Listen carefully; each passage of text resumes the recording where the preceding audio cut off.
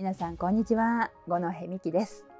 3週連続就活の面接対策第2回です。今回はこちら、定番中の定番の質問。あなたの強みは何ですか？そして志望動機、会社に入ってやりたいこと、この回答を考える方法、回答作りのポイントをお伝えしていきます。就活の面接といえば、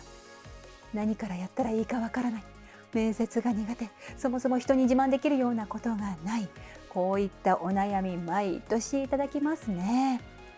安心していただきたいなと思うのが、こういうふうに悩んでいる学生さんの方が多数派だということですね。はい、27卒2027年3月に卒業見込みの皆さんは、今から準備すれば、2025年の秋から準備すればおおむね間に合うと思っていただいて、しっかり準備していただくのがいいと思いますね。一部業界を除きますよ。アナウンサーの皆さん、あとは出版とか外資系コンサルとかはもともと早い方がいいですけれども、はい、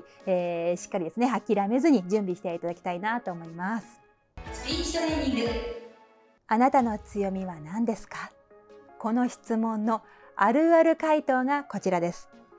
協調性です。部活動でチームワークを大事にすることができました。この回答すごく多いんですけれども、ちょっとこれだと抽象的すぎますね。具体的な回答、エピソードトークがいいというのは前回お伝えした通りになるのと、強みイコール協調性という回答が結構多いのでお勧めしておりません。協調性が強いというのは弱みになる可能性もあるからですね。協調性というのを選んでしまう学生さんの傾向として、自分には自信を持って伝えられる強みがないとか、人に自慢できるようなことがないという方、協調性を選んでしまいがちなんですけれども、そんな就活生の皆さんはですね、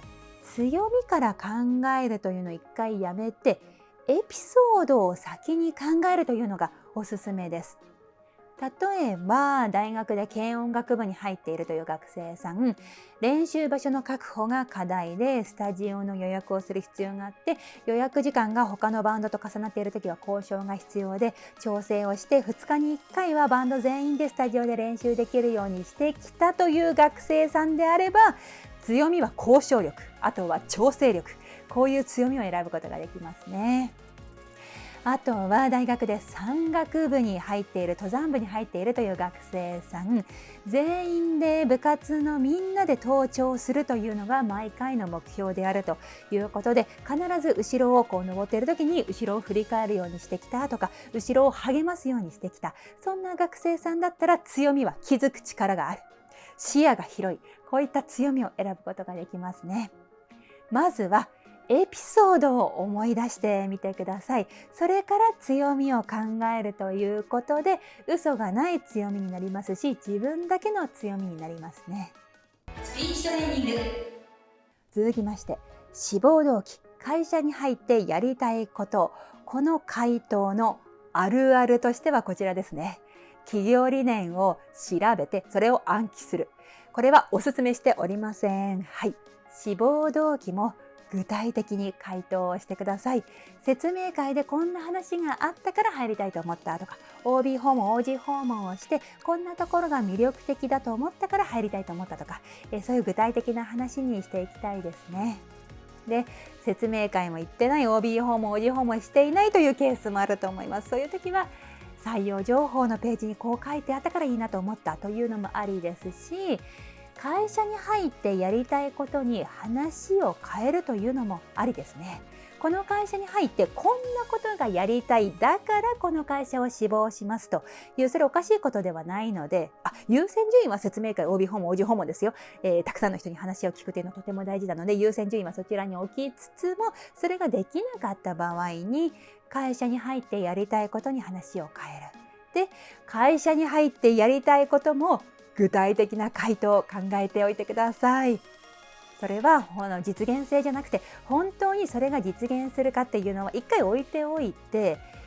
夢を語る、実現性よりも具体性って思っていただくといいと思いますね。できれば自分とつながりがある話になるとよりいいかなと思います。その環境問題を研究している、だからサスティナビリティなエレベーターを開発したいと思ったとか、あとは山岳部で山で食べるカップラーメンが美味しい、もっと美味しいぬるま湯でも美味しくなるカップラーメンを開発したいと思ったとか、自分と何かつながりがある話でやりたいことを具体的に考えられるとベストだなと思います。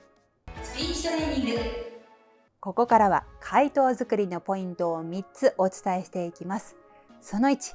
マイナスな話をわざわざ自分からしない。これはですね、あなたの強みは何ですかって聞かれた時に、私はもともとは人見知りで初対面の人と話すのが苦手だったんですがって、わざわざマイナスな話を自分からしてしまうという学生さんが結構多いんですね。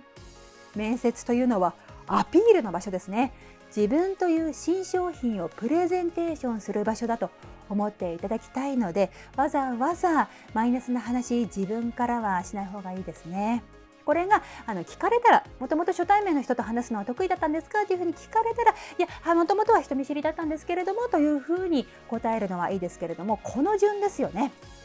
これあなたの強みは何ですかみたいな、学生時代力を入れたことは何ですかみたいな時に、わざわざ冒頭で全国コンクールで予選落ちをしたんですがとか、アルバイトでは注意されてばかりだったんですがとか、わざわざできないことを、できなかったことを冒頭に持ってきてしまうという学生さんいらっしゃるんですけれども、